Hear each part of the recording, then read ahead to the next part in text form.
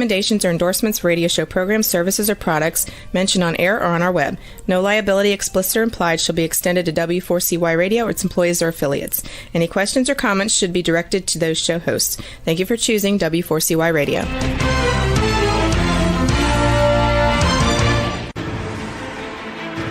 What's working on purpose anyway? Each week, we ponder the answer to this question.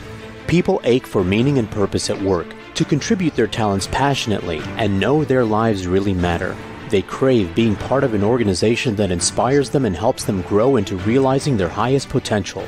Business can be such a force for good in the world, elevating humanity. In our program, we provide guidance and inspiration to help usher in this world we all want, working on purpose. Now, here's your host, Dr. Elise Cortez.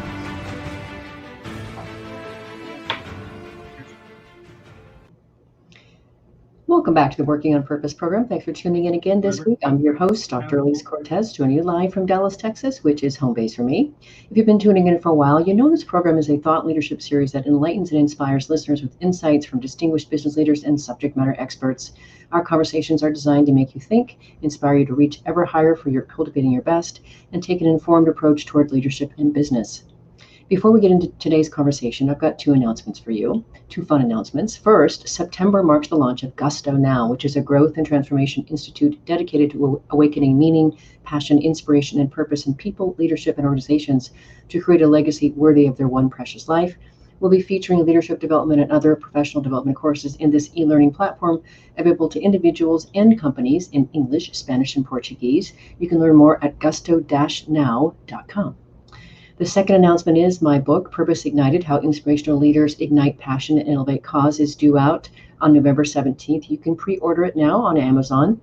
I wrote the book to turn readers on and ignite their passion, inspiration, and purpose to make that contribution that I want for them and radically improve the workplace as we know it. Today, I have a guest, Michael Oster, who will be joining us. We're having some technical difficulty getting him on, so I hope he'll be able to join us shortly. So I'll introduce him quickly, and hopefully he'll turn up soon. But I met Michael on LinkedIn, as I have met many of my guests. He and I were chatting about what was going on in the world. When I realized just what it was that he does, and the book that he wrote, I invited him to the show. So he is a principal at Level Up Advisors, and he's the author of the book called Level Up. We'll be talking about how we can use competencies as the channels to carry our personal strengths to our goals. He comes in today from Scottsdale, Arizona, once he shows up. So we're waiting for him in the back studio here to be able to make his connection. While I'm waiting for him to join us, let me just give a little bit of background here. Part of the reason I wanted to have Michael on the show is because I have a background myself in strengths. I am a Gallup certified strengths coach, and I have been working with strengths inside organizations to develop leaders, develop teams, and also even families and teens, kids down as young as 8 years old. So I know the strengths domain very, very well. And so what Michael has done is he's really layered in an approach to using strengths as a way to fortify your competencies. And he says it's better to be known for our competencies than it is our strengths. And we really use we anchor ourselves in our competencies, and we are fueled by our strengths in order to reach our goals. That's the whole premise of what his book is about. So I'm going to see here, maybe just take a quick little break and see if I can get to call him and see if he's able to make his connection yet. So stand by for us. Don't go away. We'll be back. This is worth waiting for. The topics and opinions expressed in the following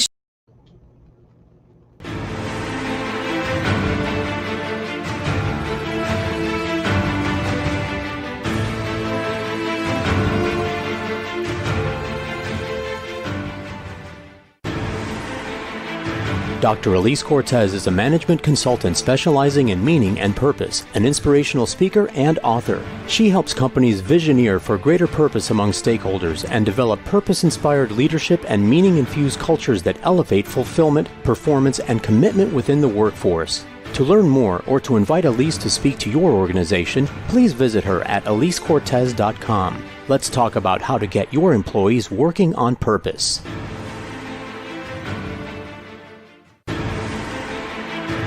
This is Working on Purpose with Dr. Elise Cortez. To reach our program today or to open a conversation with Elise, send an email to Elise, A-L-I-S-E, at elisecortez.com. Now, back to Working on Purpose.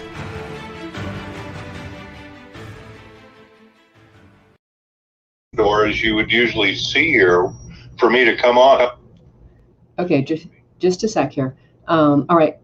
Sorry, Rebel, let me talk with you. So he can see me, so he's in the right place. So what are we missing? Now you just came back on the screen and you're talking on your phone. Yeah, you can see me on the screen. So he's in here. He must be in the back. Yeah, I know we're live. Yeah, I know. So he can see the back office, but he can see me talking, but he can't join as a participant is the problem. So I think you're on YouTube is the problem here. Well, that's what the link is that you sent me. That's what's behind. That's the machine language behind the working on purpose level up in life. Okay, here's what we're gonna do, Michael. We're gonna do this differently. I'm gonna engage with you on the phone here like this, and I'm gonna take you through our planned conversation, and I'm just gonna go ahead and talk with you like this. So listeners and viewers, this is a first. We are literally creating the show differently as we speak. So Michael, welcome to Working on Purpose. You're coming in through your cell phone, you're watching on YouTube, and you and I are gonna do this thing. Let's do it. Welcome. All right. Well, thank you, Elise. I do see you, but we aren't in synchronization. Okay, let's get cracking because we want to deliver for our listeners and our viewers. So I already introduced you. They know who you are. They know how we connected, why I think what you're doing is important. So I want to just crack off with, I know that you wrote the book, Level Up for Achievers and Those with High Potential to Become More Successful and Enjoy Even More Meaningful Lives. Say just a little bit about your background and why this population of readers is your target. Well, that's a great question, Elise. My background, a few lofty titles aside, is serving as a shirt sleeve leader in manufacturing organizations, in financial service organizations, and in nonprofit organizations. And as you said, I wrote the book for leaders who are facing new challenges, or high achievers who would like to take themselves to the next level, or high potentials who would like to hit the ground running. And it's more than just generally for all of them, which is basically all of us, right? It's for all of those people and all of us who find ourselves with capacity, we know, to solve problems, but for some reason we found ourselves stuck. Have you ever been stuck? Just a couple of times in my life, yeah. Well, we were stuck right now, and you engineered a workaround. So this is strengths and competencies in action, Elise. Yeah, well, thank you. Right, and so let's distinguish that. So for this first part of the conversation, listeners and viewers, we're going to talk about strengths, and then the next one we're going to talk about competencies. But let's distinguish those two. So you say in your book that strengths describe how we think, feel, and act, and of course I know that, being a Gallup certified strengths coach. And our competencies describe what we do with them. And you have created a method to combine those. Will you say a little bit about your approach and your method? Well, I have. And, strengths, I use in Level Up, I use two different sets of strengths. I use the strengths we use to accomplish things in a work environment. And the Gallup strengths, as you mentioned, are just great for those. And there are 34 Gallup strengths. And I also use the VIA, Values in Action, VIA, character strengths. And VIA has 24 strengths. So combined, we have a choice of 34 work strengths and 24 character strengths.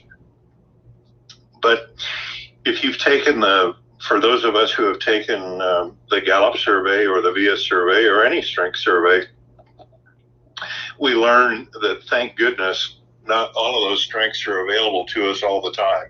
Otherwise, the number of choices we would face would be overwhelming, wouldn't it? So, sure would. So thankfully, we're all wired differently. And although there are a possible 34 work strengths and 24 character strengths, only about the top 25% of those are available and usable to us to really make progress in our lives. So I look at how can we do things with strengths. And the interesting thing about strengths is they are a 360-degree burst of energy. You've seen people express strengths to excess. You've seen people express their strengths to an inadequate level. And then there's a Goldilocks level, right? That's just right, just in the middle. But what do we do with those strengths? And what I've discovered, Elise, is that we can use competencies, and I'll talk in a moment about those, as conduits, as channels, if you will, through which we can aim our natural strengths at our goals. Well, of course, let's just face it, Michael, my number one Gallup strength is achiever. So I'm all over that, okay? You've got my attention. I want to divert just a little bit, though, because I can't resist. I saw something in your book that I have to it's kind of like a squirrel in me, if you will, Michael. But you quote Oprah saying, "How you spend your time defines who you are." I'm an identity researcher, and I really do know that what people put themselves into says who they are, which is why I usually ask people that direct question. But what's your view on this statement, and why is it important to strengths and competencies? Well, that's a good question, and that's a good catch. And in Level Up, Elise has thankfully read the book, all 376 pages of it in the print version, and I use a lot of quotes because I love quotes. I find them inspirational and humorous and encouraging. And if this planet does have a queen of self-improvement, it would have to be Oprah, right? I think that's right. Yes. She just brings so much inspiration and hope to so many. And what I heard when Oprah said, "How you spend your time defines who you are," I heard her giving us a gentle reminder to be productive for ourselves and for others. And I think, of course, in my own humble opinion, that Level Up is just a great way to spend your time, to be productive, to help yourself and to help others. Well, I agree. In fact, you even go further and to say that you declare that the desirable aspects of our character and the unique way we solve problems and work with others are our strengths, which I think is a lot what you're saying there, but it takes it a whole other step further. So I have this thing, Michael, where I talk about how our purpose gives us a unique lens on the world. And through that purpose, we see opportunities and ways to solve problems that no one else can see. And that's our purpose in action. So I feel like there is some sort of alignment with that statement. What do you think? Well, I think you're right on, Elise, and I'm really looking forward to. I couldn't agree with you more about the tip of the iceberg you just showed us on purpose, and I'm looking forward to reading your writings and your discoveries on it. Where strengths come into the equation, if you would call it that, is further back in time, and even further back in time than strengths are talents, and talents are down at the granular, the molecular level. We all have. There are probably thousands of different talents and little things that we can do, and things that define us and how we think and how we act and how we behave. And these talents cluster together into more general categories that have been called strengths. And today we're talking about work strengths and character strengths. And with regard to your question about purpose, people have discovered that when they use their strengths, the things that they can naturally do, it not only gives them a sense of pleasure and accomplishment, but it brings a sense of purpose into their lives if the goal they're working on is one of their own choosing. Yeah, and so you bring up a really important point that we want our listeners to understand, is that the important thing about strengths is they have to bring you pleasure when you do them. If they don't bring you pleasure, they're not strengths. They're just a talent. They're just a skill, or better to say it, they're just a skill. So, for example, Michael, I always like to say when I'm talking about this stuff is that I happen to be a really fabulous typist. But do I want to do that all day? No. It does not bring me joy. It does not bring me pleasure. So therefore, it's not a strength. It's just a skill. Different.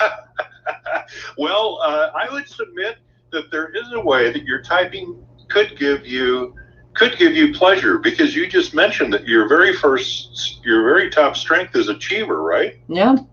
So if you went online and Googled on your browser bar typing test, and you took a typing test and it gave you this really high number that Elise can post, you would have a sense of accomplishment. Yes, I would, but there's so much more that I want to do in the world than type. Just so much the more. end result is not typing, but typing, as is really almost everything in our lives, a means to an end, right? Right. If I'm typing a fantastic manuscript, you're right. I mean, and let's face it, I spent a lot of hours typing that manuscript in the book that's coming out on the 17th. Let's do this, Michael. Let's take a one last final break, so that in that break I sent you another link, and so we'll try to get you back on. Stay on with me. But listeners and viewers, let's take our final break here, and then we're going to go long, hard through the rest of this. So we'll be right back. Mike, stay on with me on the phone here, and listeners, we'll be right back. Thank you so much for your patience.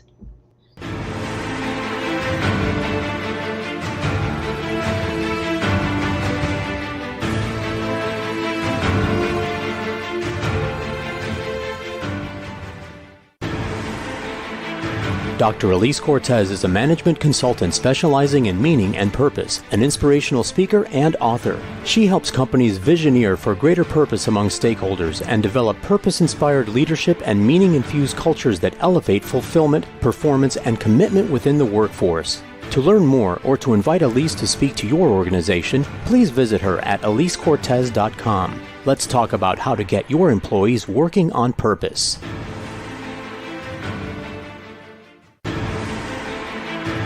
This is Working on Purpose with Dr. Elise Cortez. To reach our program today or to open a conversation with Elise, send an email to Elise, A-L-I-S-E, at elisecortez.com. Now, back to Working on Purpose.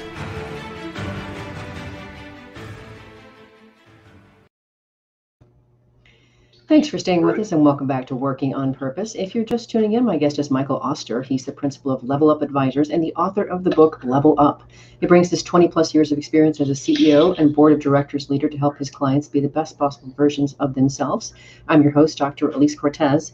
As you know, listeners and viewers, we've been having some technical issues getting Michael into the actual video studio, but that's okay. We've got him here on the phone. He can run, but he can't hide. I'm pretty fast. So what we want to do now, Michael, is let's go on to the competencies aspect of the conversation. And one of the things that you did, which of course delighted me because I know his work, psychology professor David McClellan, you cite his definition of a competency as the underlying characteristics of people which enables them to deliver superior performance in a given job, role, or situation. So what I want to get for our listeners and viewers is help us understand how engaging our strengths helps us accomplish things and relates to our competencies. Well, back to considering that strengths are kind of a 360-degree burst of energy, Elise. I love that. You know, we imagine on the left side of the field, we have all of our signature strengths, those strengths that are in our top 25%, mm-hmm. And are ready, willing, and able. And on the right side, or the uprights are on the field, are our goals. And how do we get there? And strengths, we can hope that if we just do things that we think are useful of our strengths, that we will get to the goal. But I've found that competencies, and I've discovered and put pen to paper and created 17 universal competencies, can serve as the conduits through which we can press our strengths toward the goal. Imagine the barrel of a rifle, and imagine a bullet could go any direction, and imagine the competency is like the barrel or a channel to aim your strengths directly at your goals. Works for me. Yeah, and so what was so great when I noticed you had, if you correct me if I'm wrong, because I took a lot of notes as I read your book. That's what I do, right? I can't help it. One of my other, let's see, my second strength is learner. So this is one of the reasons I keep hosting the show, Michael, so I can meet great people like you, read your books, and learn something. But if I have it right, the 5 categories of competencies that you have are strategic thinking, or thinking strategically, navigating change, leading people, driving results, developing self. Is that right? That's absolutely right. Okay, so I fell into the leading people camp, which I was happy to. That was fun. But tell us a little bit more about those are pretty. I can see a very definitive separation of those categories. So help us understand a bit more about how they're distinguished. Well, Elise, you just described what I call the 5 categories of competencies. Yes. So in Level Up, we look at strengths, and I put the strengths, all 58 of them, assign them into 5 arbitrary from my point of view, but through empirical observation, 5 sets of strengths. And the competencies, the ones you just mentioned, thinking strategically, which is all about shaping our future, navigating change, which is all about what we're all doing right now, right? Making a transition. Yes. The number 3 one, which is a place where you live in a very, very successful way, leading people. That's all about working with others. And the 4th one is driving results, which is implementing your plans. And then finally, as you said, developing yourself, which is, take self-care, bettering yourself. Mm-hmm. Each one of these, because we have 17 competencies in these 5 categories, we can talk a little bit, if you'd like, about what the competencies are within each one of these categories. I think that would really help our listeners and our viewers. Please go ahead. Yes.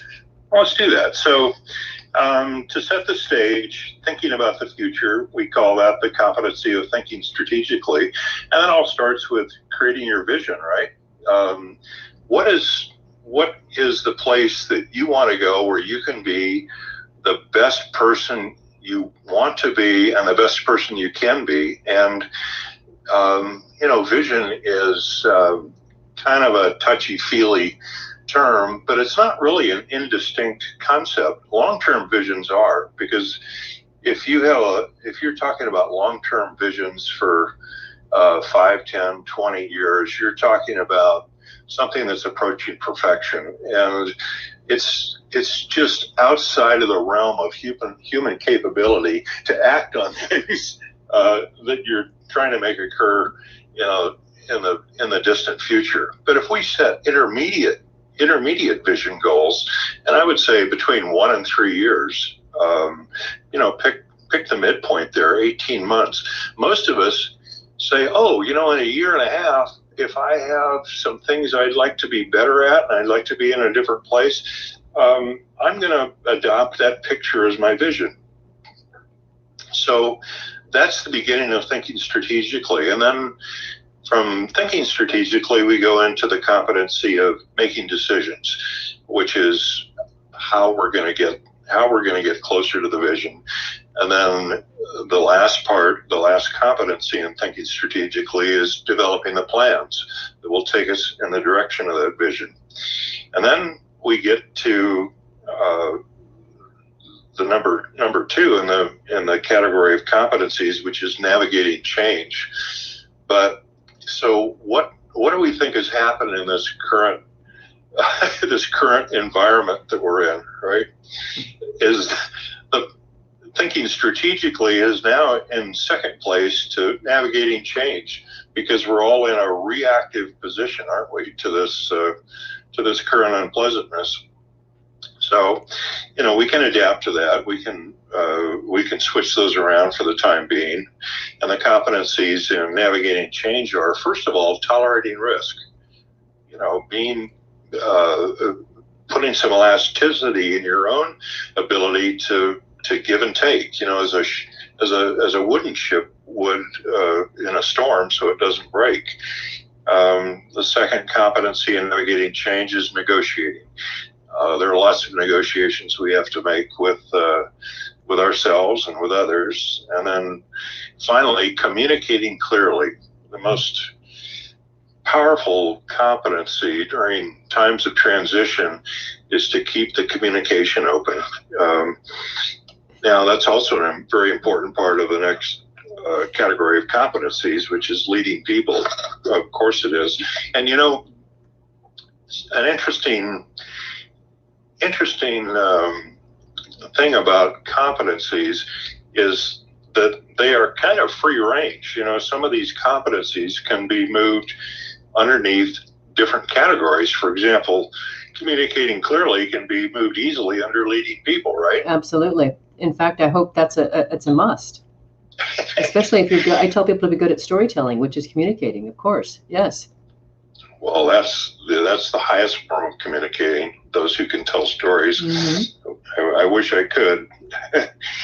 And so, to begin with, leading people, the strongest competency is what? Building collaborative relationships with them, and inspiring other people, developing others, influencing others, and then leading teams, and finally, of course, managing conflict. All about that last one. That's my jam, Michael. That's totally my jam. I love that. Sorry, keep going. So, it's interesting. Leading people, which is what your show is all about, right? Is smack dab in the middle between the competencies of navigating change and driving results. So if you don't have the flexibility in place and you don't have the leadership in place, driving results in an organization is going to be impossible. But if you do have them in place, you're going to be ready. And driving results is, I won't say it's the easier part, but it certainly is the simplest part, because there are only two competencies in driving results. Number one, taking the initiative, and number two, executing. That's it. Mark, it's go. Let's go. Let's do this thing. Let's do it. And, and of course, in organizational goals, as you're using the competencies, you're going back and forth, and you're circling back. As you're driving results, you're going to go back and recheck your plans and your vision, and give it a reality check. And then our last category of competencies is about self-care, developing self, bettering yourself, and the three competencies there that are just such a great place to spend time with your strengths on, to end a sentence in a preposition, is continually learning, acting professionally, and continuously improving. I like it. I certainly hope that I am doing that as well. But okay, so that was a fantastic way for our listeners to get just kind of a little bit of a light spread, if you will, a brushstroke about what you've done here. Now I just have to ask, of course, about the flow question. You talk in your book about how strengths and competencies can allow us to be in a flow state. And now you also have to tell me how to pronounce however Mikhaili's last name is. I know I've been saying it wrong, and you give us an aid to pronounce it correctly. So first, what's his name, and then talk to us about flow. That guy. Okay, that guy. Well, that guy, he was a Hungarian-American psychologist, and he codified the concept of flow 12 years ago.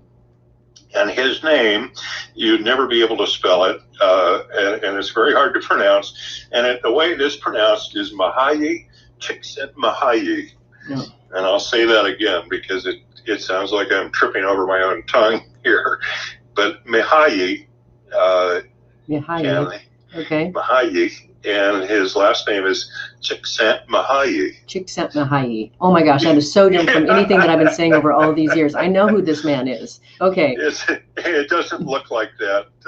It's not spelled phonetically. Let's put it that way. So he discovered that there is a state of being where you feel energized and completely focused. Time stands still, nothing seems to matter, and you're in a state of complete concentration and absorption. And, I'll just pause for a moment here just so we can ask ourselves, has this ever happened to us? Have we ever felt that way? While we're working, this is the important thing for people to get, is we're talking about actually while we're working. While we're working, absolutely. And so you hit upon some of the indicators that we're in a state of flow, and it's time passes quickly. We see a clarity of how our efforts can help us achieve our goals. We get some nice neurotransmitters that give us a sense of ecstasy, right? Mm-hmm. And time stands still, and finally, Elise, the one that I think we all like the best is we look forward to doing this thing again. Mm-hmm. And those are the indicators that we are in this state of flow. And he goes on to speak about how flow leads to happiness, and since he's written his book and his text on flow in 2008, there's been a lot of work done on happiness, and the study of positive psychology, they call that now, which was, Aristotle's started the ball rolling in that direction. But I have found that, so we've heard a lot of the same concepts, right? The concepts about what are strengths and how do we feel when we use them. And guess what? How we feel when we use them are the same ways we feel when we're in Csikszentmihalyi's flow, right? And the question then becomes, how do we get into that state of flow and use our strengths? And we have the answer right here: competencies. Mm-hmm. Competencies can take your strengths toward your goals, and you will feel in a state of flow. You've done it intentionally, you've done it carefully, and you're using the things that you have naturally as a human being to bring yourself both productivity and happiness. I like that. It works for me. I'm trying to help more people across the globe achieve that, as you are. So now let's talk next about goals and the application of what you come up with here. So I am one of those people, Michael. I am a very goal-oriented people. People say, you take on too much. And I'm like, but I only got this one precious life. I want to make it all happen, and I do resolutions, all that kind of thing. So I love goals, and I appreciate how you say our goals help give us purpose, of course. So will you distinguish for us you talk about organizational and personal goals? Well, it's a good question, and I think to me the biggest difference, at least, between organizational goals and personal goals is that organizational goals serve two masters, right? They serve the organization, and they serve us because they help us improve ourselves in ways that we can do when we're working with others. And that's the whole purpose of organizations, is to accomplish something working with others. And personal goals serve just one master, right? They serve just us. So the driver of personal goals can and should always start with a vision, right? Now, we're not so lucky unless we are at the very, very top of the food chain pyramid of an organization that our personal goal is the same as our organizational goal, because the organizational goal is there to help the organization. If it's a for-profit,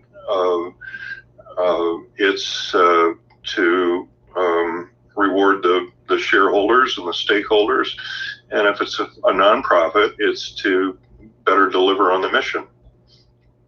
Mm-hmm, mm-hmm. And I think you said something in your book, which I really was gravitating to. I think you also used push-pull language. Did you not?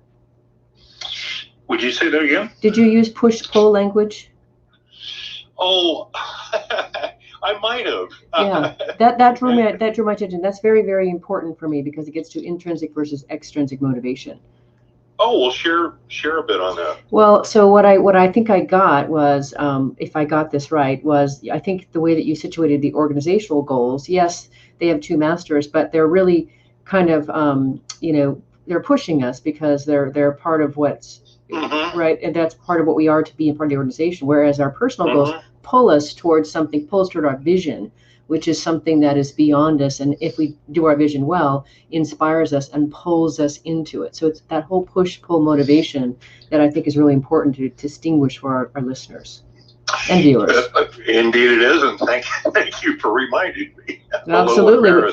I get by a little help from my friends, right, Michael? We're in this together. Awesome. Okay, right. So now let's do this because this is so great because I think people think about goals and vision in a way that's probably gets a little bit muddy. And so you actually have a fantastic thing that you do in your book and that you instruct your readers to use their vision, values, and strengths to determine their best goals for themselves. I doubt heavily that many of the people that are listening and watching this right now have really considered that level of finiteness to a vision or goal. So say more about that. Well, sure. They're as human beings are thinking beings and they're acting beings. And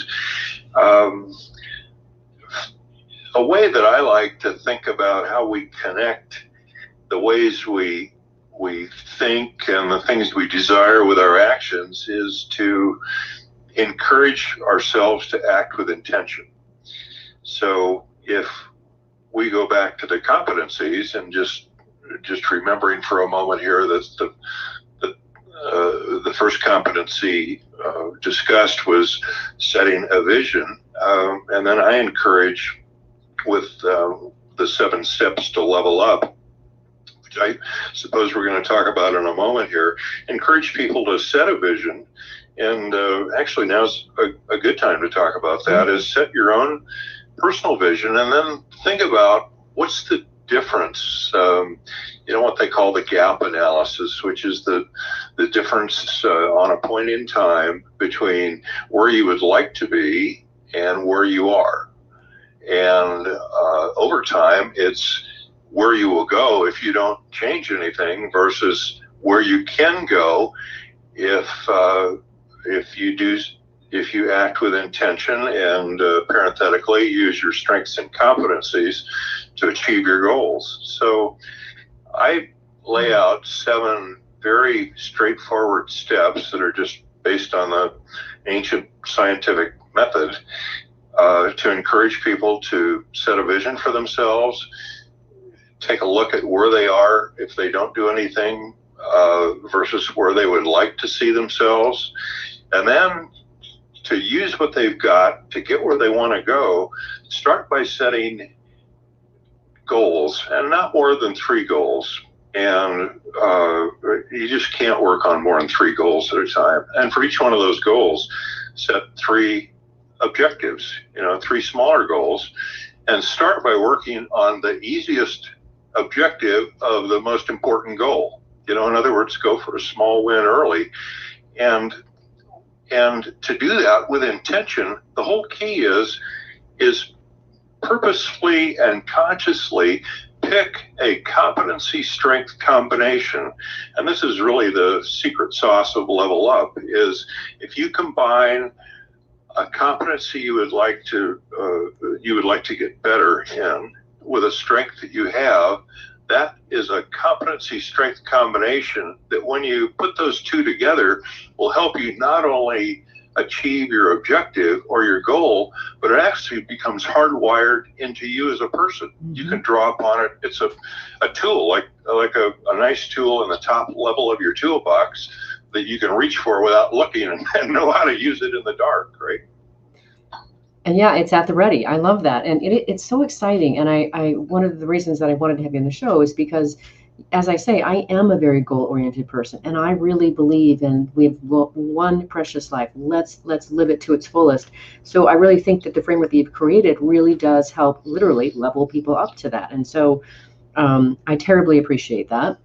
And now I want to go back to what you said before about where we are in this whole pandemic and the change that it has elicited. So literally 2020 has entirely changed the way that we live, the way that we work. And I think it's irreversible. I don't think we can ever really go back to the way we were entirely. So I would be interested, Michael, in what insights you have about what companies and leaders can do to meet the needs of a workforce that craves meaning and connection in a time when they can't actually connect. Well, that's the $64 question, isn't it? Because the poor, or I say poor, I mean as the organizational leaders are going through a very difficult time. They need. Everybody in an organization is in suspension, right? They have, by that I mean in the physical sense. They have people above them who they need to please. They need to please themselves, and they have people working for them and with them who they need to take care of. And people are, I'm just sit in admiration of how wonderful people are doing the best they can with such limited abilities to communicate.